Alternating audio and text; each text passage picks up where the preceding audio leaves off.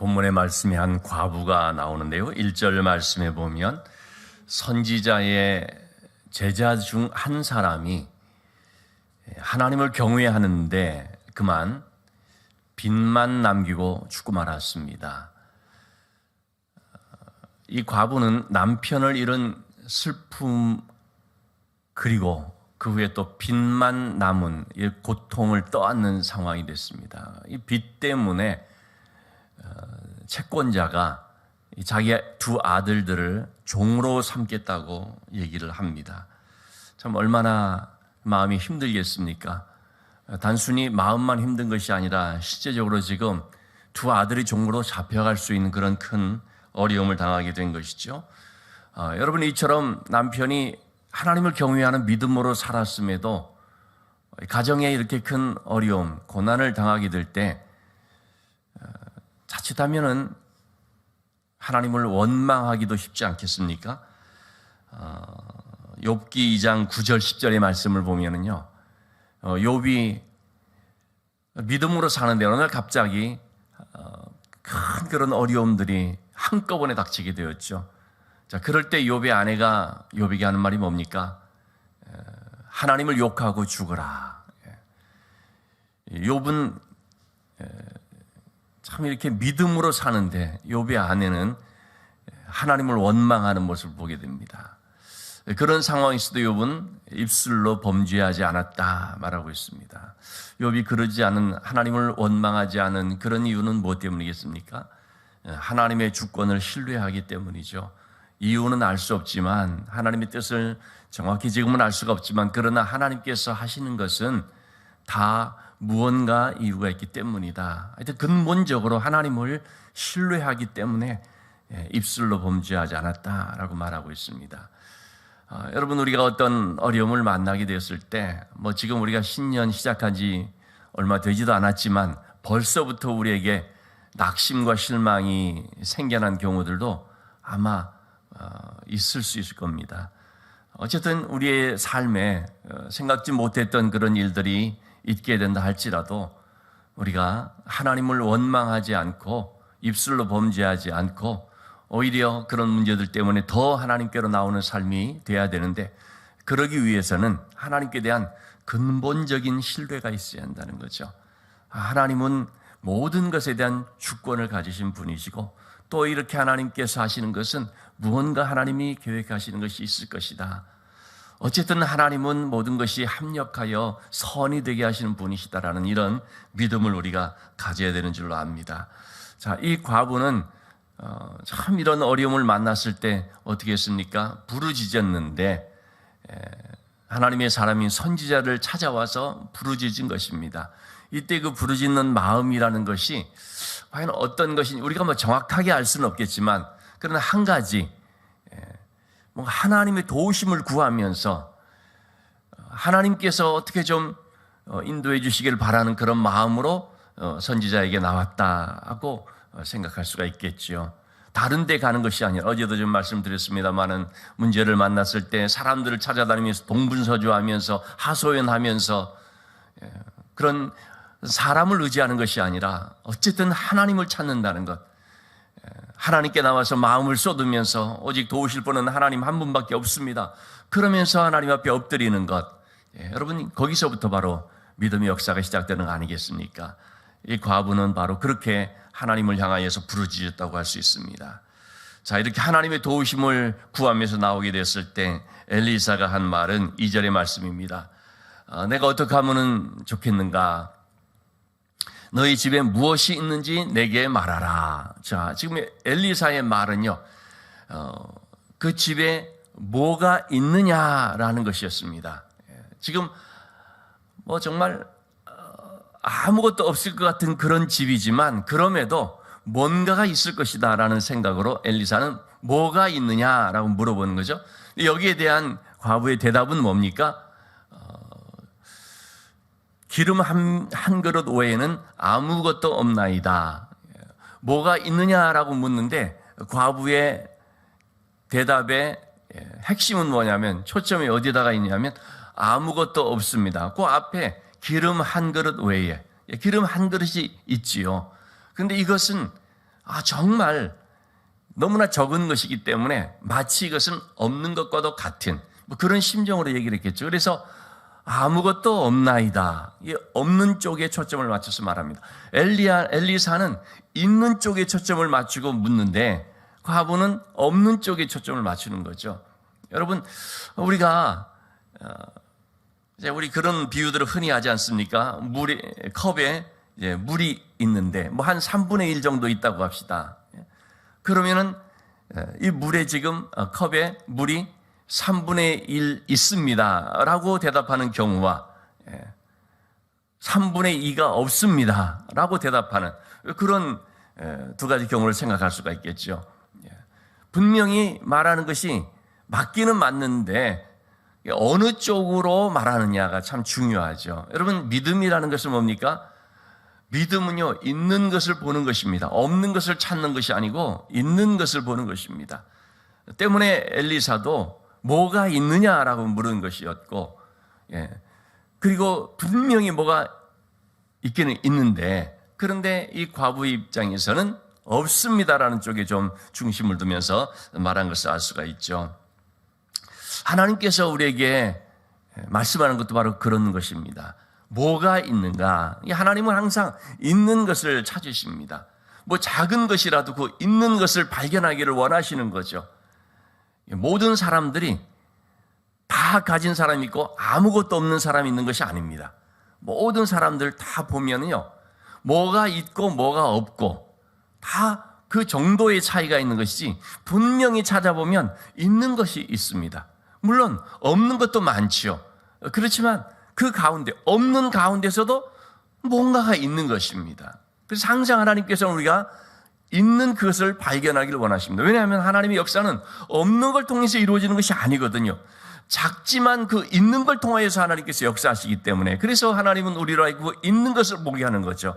왜냐하면 그 있는 걸 가지고 하나님께 가지고 나오고 그 있는 걸 통해서 믿음으로 하나님 앞에 드려지기를 원하기 때문에 하나님께서는 항상 있는 그것을 통해서 역사를 이루십니다. 우리가 잘 아는 것처럼 오병이어의 기적이라는 것도 그런 거 아닙니까? 예수님께서 5,000명의 그런 무리들을 먹이실 때 너에게 뭐가 있느냐라고 묻게 되는 거죠. 먼저 필립에게 물었습니다. 필립은 계산이 빨라서 이 많은 무리들을 먹이려면 2,000데나리온이 있어야 되겠습니다.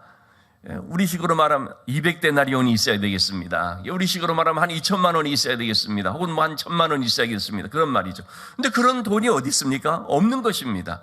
그러니까 없는 것을 계산해내고 그렇게 얘기를 하죠. 그렇지만 그것은 아무 의미가 없는 것이죠. 그런 가운데 안드레가 한 아이의 도시락이라고 할 수 있는 보리떡 5개, 물고기 2마리, 정말 작은 것, 이 5,000명이나 넘는 사람들 그 상황 속에서 그 아이의 도시락이라고 하는 것은 참 이거는 있으나 마나처럼 느껴질 수 있는, 마치 없는 것처럼 보여질 수 있는 것이죠. 그렇지만 있는 것입니다. 그 작지만 있는 것을 가지고 나왔을 때 주님께서는 어떻게 역사하셨습니까? 바로 이 보리떡 5개, 물고기 2마리라고 하는 이걸 가지고 축사하셔서, 그래서 무리들을 앉게 하시고 제자들을 나눠주도록 해서 5,000명이 넘는 사람들이 배불리 먹고도 남는 그런 역사가 나타나게 됐습니다. 있는 것을 가지고 역사하시는 주님의 모습을 우리가 볼 수가 있지요. 다윗이 골리앗에게 나갈 때도 마찬가지입니다, 여러분. 다윗이 칼과 창이라든지 어떤 굉장한 무기, 이런 것을 하나도 지니고 있지 않았습니다. 갑옷도 없습니다. 아무것도 없어 보입니다. 전쟁에 나갈 만한 상태가 전혀 안 돼 보입니다. 그렇지만 다윗에게 있는 것이 있죠. 뭡니까? 물맷돌 5개. 그 물맷돌 가지고 있는 것, 그 정말 아무것도 아닌 것처럼 보여지고 이게 무슨 장난감이냐 싶을 수도 있겠죠. 그렇지만 그 있는 것을 가지고 나갔을 때 하나님은 그 있는 걸 통해서 역사하신 것입니다. 우리 사도행전 3장 6절에 보면은요, 베드로의 그 유명한 말이 나오거든요. 성전 미문에 앉아있는 그 나면서부터 걷지 못하는 그 사람을 이제 이렇게 세우게 되는데요. 그 사람을 향해서 하는 말이 그것입니다. 나에게는 은과 금이 없다. 이 사람은 돈 몇 푼이라도 얻을 수 있을까? 한 푼 주십시오 하는 그런 모습으로 이제 쳐다보는데, 근데 베드로는 가진 거 정말 아무것도 없습니다. 빈털털입니다. 돈은 없습니다. 그러나 베드로가 뭐라고 말합니까? 내게 있는 것. 내게 있는 이것을 너에게 주노니 그게 뭡니까? 나사렛 예수 그리스도의 이름입니다. 그 있는 것을 베드로는 자기에게 있는 것을 이제 얘기를 하는 것입니다. 그래서 그 이름의 능력으로 이 사람이 일어나 걷는 역사가 일어났습니다. 그가 비록 돈은 조금도 받지를 못했을지 모르지만 인생을 완전히 변화시켜버리는 놀라운 기적의 역사가 예수 그리스도의 이름을 통해 나타나게 되었죠. 베드로의 한 이 말을 우리가 늘 기억해야 됩니다. 나에게는 이런 거 없지만 그러나 내게 있는 것, 여러분 우리도 보시면 내게 있는 것이 있습니다. 내게 있는 그게 뭡니까? 바로 예수 그리스도의 이름의 권세, 예수 그리스도의 이름을 믿는 믿음이거든요. 이 있는 것을 우리는 찾아야 되고 있는 걸 통하여서 하나님이 역사하신다는 사실을 기억해야 됩니다. 자, 그래서 우리는 어떤 나에게는 경험이 없다, 나에게는 돈이 없다, 사람이 없다, 지식이 없다, 건강이 없다, 그렇게 말할 필요가 없습니다. 없는 거 하나님께서 잘 아십니다. 그런데 나에게 작지만 있는 그것, 믿음, 그걸 가지고 우리가 하나님 앞에 나가서 그 믿음으로 내가 가지고 있는 그 작은 것 드려지게 될 때에 그럴 때 그걸 통하여서 놀라운 역사가 나타나는 것을 기억해야 되겠습니다. 자, 엘리사 선지자가 말합니다. 3절의 말씀입니다. 이제 그러면은 밖에 나가서 모든 이웃들에게 그릇을 빌려라. 그릇을 빌리는데 조금 빌리지 말고 많이 빌리라는 말이죠. 빈 그릇을 빌리되 조금 빌리지 말라. 이런 이 말씀을 통해서 우리가 두 가지 내용을 살펴볼 수가 있죠. 빈 그릇을 빌리라는 것입니다. 여러분, 그릇을 빌리는데 필요한 그릇이 어떤 그릇입니까? 빈 그릇입니다. 비어져 있는 그릇입니다. 무언가가 지금 담겨져 있는 그릇은 지금 쓸 수 없는 그릇이죠. 여기서 말하는 이 그릇이라는 것은 원어로 보면 항아리라고 하는 이제 그런 의미인데요. 어쨌든 간에 그 뭔가가 이제 지금 넣어져 있는, 뭔가 담겨 있는 그런 것은 필요 없는 것입니다. 비어져 있는 것을 가지고 빌려와라 하는 것입니다. 하나님께서 쓰시는데 어떤 것을 쓰십니까? 비어져 있는 것이죠. 여러분, 그것이 뭔가가 담겨져 있으면 쓸 수가 없습니다. 특별히 우리는요, 비워져야 됩니다. 내 안에 내 어떤 욕심, 내 자아, 나의 어떤 그런 야망이라든지 내 것으로서 이렇게 채워져 있어 버리면 여러분, 우리는 그것 때문에 낙심이 되기가 쉽고 또 상처받기가 쉽고 그 내 안에 있는 그것 때문에 항상 문제가 되는 것입니다. 이것이 이제 비워져야 되는 것이죠. 그래서 주님을 따른다는 것이 뭡니까? 자기 부인이라는 것입니다. 늘 말씀드리지만 우리가 신앙생활의 초점을 자기 만족에다 둬버리게 될 때에 물론 자기 만족적 신앙생활 될 수는 있겠죠. 그렇지만 자기 만족적인 것을 추구하게 되면은 하나님 앞에 쓰임받는 삶은 되기가 힘들다는 것입니다. 자기 만족적 신앙생활은 될 수 있을지 모르지만 그러나 정말 하나님 앞에 귀하게 쓰임받는 참 그런 복된 삶은 될 수가 없는 것이죠. 자기 부인이 안 되기 때문에요. 비어져 있는 그 사람 가운데 하나님께서 하나님의 것으로 채워주실 수가 있죠. 성령으로 채워주시는 것이죠. 그렇기 때문에 우리는 이렇게 먼저 비워지는 것이 참 중요하다고 말할 수 있습니다. 그럼 금년 한 해도 우리가 하나님의 은혜로 채워지기 위해서는 선제되어야 할 것이 뭡니까? 비워져야 되거든요. 그래서 항상 우리가 하나님 앞에 나와서 참 기도하고 우리가 말씀을 보고 그런 것이 어떤 의미에서 보면은요, 채우는 그런 과정이기도 하지만 먼저 비우는 과정이 될 수도 있습니다. 여러분, 우리가 기도할 때도 마찬가지입니다. 기도할 때도 내 것을 자꾸 비워내는 것, 이것이 진짜 기도라고 할 수가 있죠. 하나님, 제가 정말 하나님 앞에 쓰임 받을 수 있도록 제가 온전히 저 자신을 드리기를 원합니다. 여러분, 자기가 비워지지 않은 사람은 절대 순종이 안 됩니다. 자기로 채워져 있는 사람은 절대 하나님께서 그를 움직일 수가 없습니다. 그래서 비워져 있는 것이 참 중요한 것이고, 그런 점에서 우리가 기도하는 것이 나를 비워내는, 나를 부인하는, 내 것을 내려놓는 그런 삶이 될 수 있어야겠습니다. 그런 가운데 하나님의 축복이 채워진다는 영적인 비결을 우리가 늘 기억해야겠다는 거죠. 비어있는 것을 빌려오라. 그리고 조금 빌리지 말고, 이 말이 뭡니까? 최선을 다해서 빌리라는 것입니다. 열심으로 하라는 것입니다. 적당히 요 정도면 되겠지 그러지 말라는 것입니다. 왜냐하면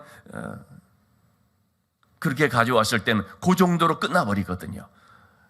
최대한으로 할 수 있는 대로 열심히 그렇게 했을 때 그 모든 것들이 다 성령의 기름으로 채워지게 되면 하나님 앞에 귀하게 쓰임받는 역사가 나타나는 것이거든요. 자, 여기서 조금 빌리지 말라는 것은요, 욕심을 말하는 것이 아닙니다. 여러분, 우리가 좀 잘 이걸 이해할 필요가 있는데요, 욕심껏 하라 그런 뜻이 절대 아닙니다.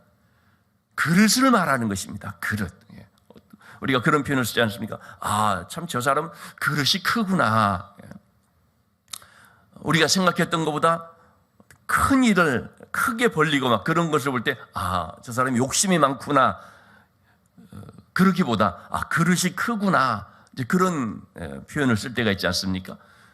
마치 그와 같다고 볼 수 있습니다. 욕심을 많이 내라는 뜻이 아니라 그릇을 크게 하라. 이사야서 53장에 나오는 말씀처럼 너의 장막터를 넓혀라. 더 많은 하나님의 사역을 할 수 있도록 더 많은 것으로 쓰임받고자 하는 마음으로 장막터를 넓히는, 여러분, 이런 장막터를 넓힌다는 것은요, 그냥 우리의 그런 욕심을 따라서 행하는 그걸 말하는 것이 아닙니다. 이왕이면 더욱더 하나님 앞에 많은 것으로 섬기고 또 많은 그런 사역을 감당하고 싶은 그런 소원으로 인하여서 되는 것이죠. 그렇게 장막터를 넓히는 사람은, 또는 최선을 다하는 사람은 항상 어떻습니까? 대가를 지불하는 것도 그만큼 큰 것입니다. 적당히 하게 되면요, 그러면 굳이 그렇게 무슨 힘들여서 하지 않아도 되고요, 대가를 그렇게 지불할 필요도 없는 것입니다. 그러나 이렇게 정말 큰 그릇을 이루고자 할수록 그만큼의 어떤 수고가 따르고 또 그런 지불해야 될 것도 많고 하는 것이죠. 그렇지만 주님을 위해서라면 그렇게 한다는 것입니다. 우리에게는 바로 그런 자세가 필요하다고 할 수 있겠습니다. 시편 81편 10절의 말씀, 너의 입을 크게 열라 내가 채우리라. 하나님께서는 우리가 이렇게 그릇을 크게 하기를 원하시는 것이죠. 큰 그릇이 되기를 원하는 것이죠. 왜냐하면 하나님께서는 다 채워주시니까, 그만큼 하나님이 채워주시니까 믿음으로 그렇게 하라 말씀하십니다. 그런 점에 있어서 여러분, 우리의 믿음이라고 하는 것은 사람마다 크기가 다른 것을 알 수 있습니다. 어떤 크기입니까? 하나님을 믿는 크기가 다른 것입니다.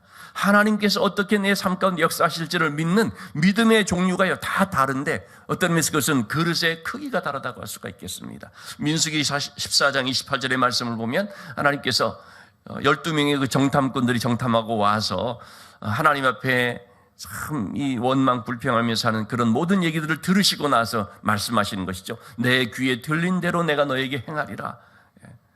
우리 이렇게 할 수 없다, 그 말이 하나님 앞에 들려지게 되었을 때 그들은 정말 그렇게 하지 못하게 되어버리죠. 우리는 그곳에 가면은 죽는다, 그런 말을 하자 정말 그들은 그렇게 되어버렸습니다. 그러나 여호수아 갈렙은 어떻게 됐습니까? 아니다, 그 가나안 원주민들, 그들은 우리의 밥이다. 우리가 가서 능히 그들을 이길 수 있다.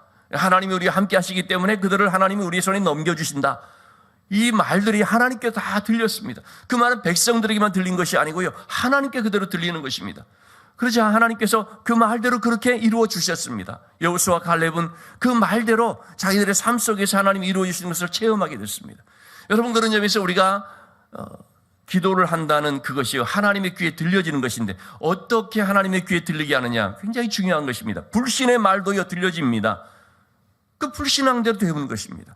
믿음의 말도 하나님이 그대로 들으시고 믿음의 역사가 나타나는 거죠. 제가 지금 말하는 것은 부정적인 말하지 말고 긍정적인 말 하라, 그 뜻이 아닙니다. 믿음의 말이 믿음의 열매를 맺는 것이고, 불신앙의 말은 불신앙의 열매를 맺는다는 것이죠. 어떤 목사님이 했던 말을 기억합니다. 이분이 안산에서 이제 개척을 하게 됐는데, 근데 사실을 보니까 어렵게 그 개척 자리를 잡아 딱 개척을 했는데, 알고 봤더니 그곳이 많은 개척교회들이 있는 그런 소위 교회 골목이라는 말을 듣는 곳이었다는 것입니다. 선배 목사님들이 와가지고 그 목사님에게 왜 이런데 이렇게 자리를 잡았느냐, 안 된다, 힘들다, 빨리 접어라, 뭐 그런 얘기들을 계속 하고 갔다는 거예요.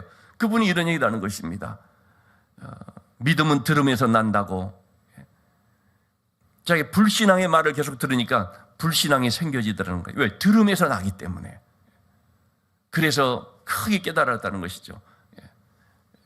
이 자기 귀에 들려진 이 불신앙의 말들이 안 된다, 할 수 없다 하는 그런 말들이 자기 속에 자꾸 믿음을 갖게 만들어 버리니까 안 되는구나, 할 수 없구나, 자꾸 믿음을 갖게 만들어 버리니까 아니다, 이걸 떨쳐내야겠다, 그랬다는 거예요. 그래가지고 그분이 거기서 가장 큰 교회로 성장을 했거든요. 그때 했던 말이 그런 자기의 어떤 경험을 얘기하는 것이죠. 믿음의 말도 내 안에서 믿음이 되고 불신앙의 말도 믿음이 되는. 그러니까 여러분, 우리가 정말 우리의 입술이 믿음의 말이 돼야 됩니다. 할 수 있다, 하면 된다, 믿음의 말이 돼야 됩니다. 하나님께 들려지는 그 말들이 그대로 이루어지는 줄 알고 하나님께 대해서 원망, 불평, 비관의 말이 아니라 믿음의 말이 돼야 되는 거예요. 하나님 할 수, 능력 주시는 자 안에서 하나님 나와 함께 하시면 할 수 있습니다. 하나님 도와주시면 이루어질 줄 믿습니다.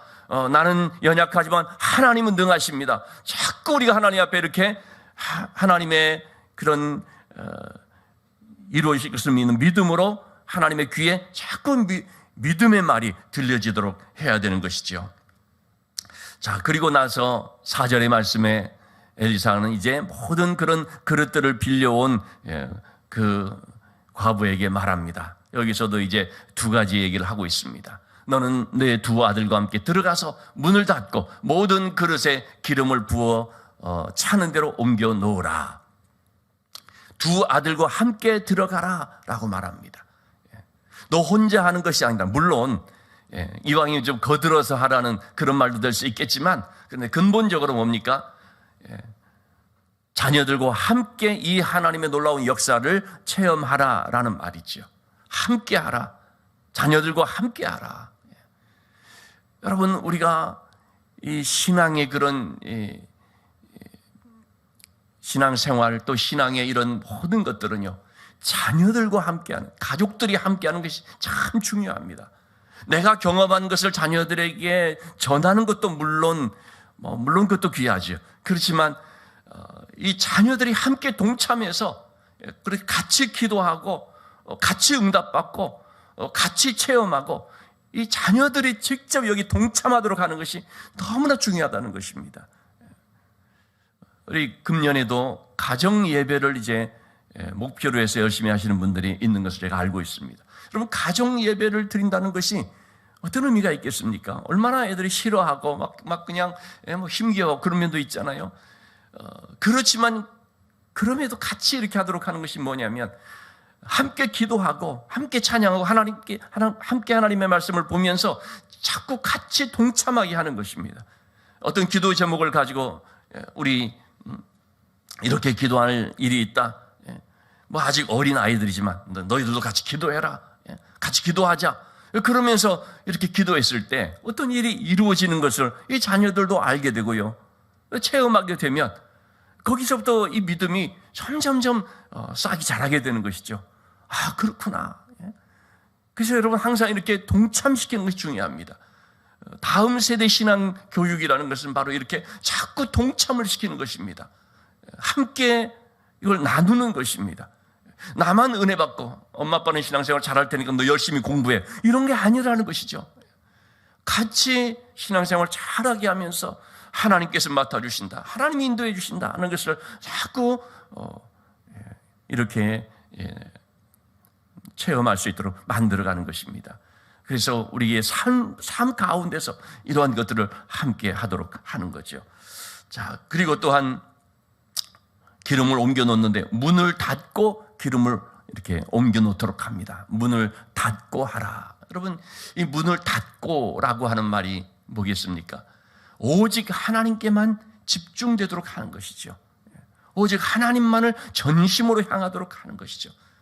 문을 닫고라는 의미를 잘 모르겠습니다. 문을 열고라고 생각해 보시면 좋을 것 같습니다. 여러분, 문 열어놓고 하면 어떻겠습니까? 시선도 분산되고요, 마음도 분산되고요, 집중력이 결여됩니다. 문 열어놓고 해버리면, 그러면은 뭔가 주변의 어떤 눈치도 보게 되고요.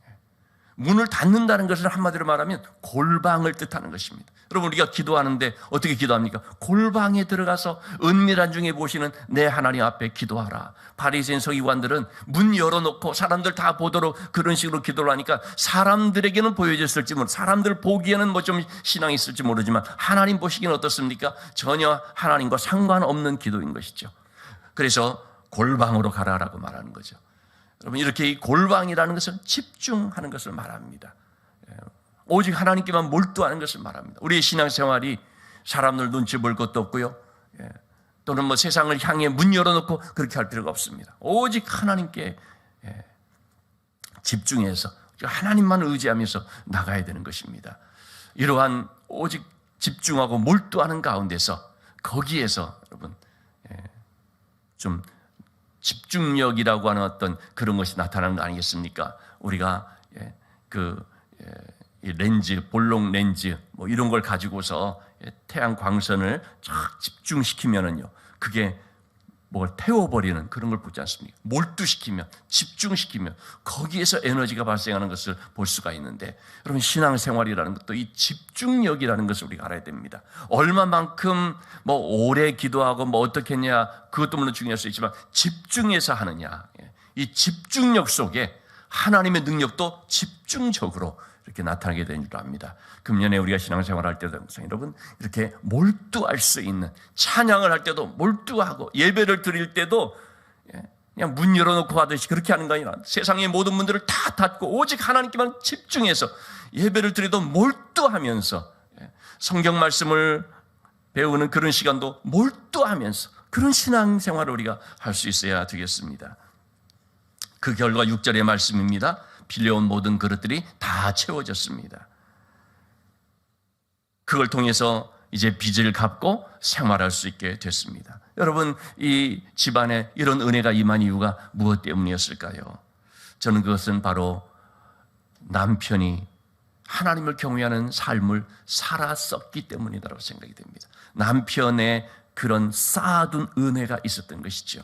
우리 시편 31편 19절의 말씀 보면요, 하나님께는 쌓아두신 은혜가 있습니다. 바로 그 쌓아둔 은혜가 어느 시점에 베풀어진 은혜로 나타나는 것입니다. 지금은 우리가 이렇게 심기만 하는 것 같고 뿌리기만 하는 것 같지 않습니까? 근데 여러분, 이것이 다 하나님 앞에 쌓여진다는 사실을 기억하시기 바랍니다. 기도하면서도 이게 언제 이루어질까, 싹이 나지 아니할까 때로는 염려하면서, 그러나 여러분, 믿음으로 우리가 하면요, 반드시 그것은요, 하나님 앞에 쌓아진다는 사실을 기억하십시다. 선한 것도 쌓아진 것에서 나오고요, 악한 것도 쌓아진 것에서 나온다고 주님 말씀했거든요. 우리가 계속해서 이렇게 쌓아지면 어느 시점에 그 쌓아진 것이 마침내 베풀어지는 역사로 나타나게 된다는 거죠. 이와 같은 쌓아지는, 하나님께서 쌓아주시는 그런 은혜가 있다는 것을 알고, 여러분, 오늘도 우리가 참 이 은혜를 쌓는 삶이 될 수 있기를 바라고, 이 한 해를 시작하면서 이 한 주간이 먼저 은혜의 씨를 뿌리는 그런 시간들이라는 것을 알고, 또 앞으로도 계속하여서 언제 열매들이 맺어질지는 우리는 모르지만 하나님이 반드시 주실 줄을 믿고, 그렇게 되기까지는 계속해서 우리가 은혜를 쌓아나가는 삶이 될 수 있기를 주님의 이름으로 축원합니다.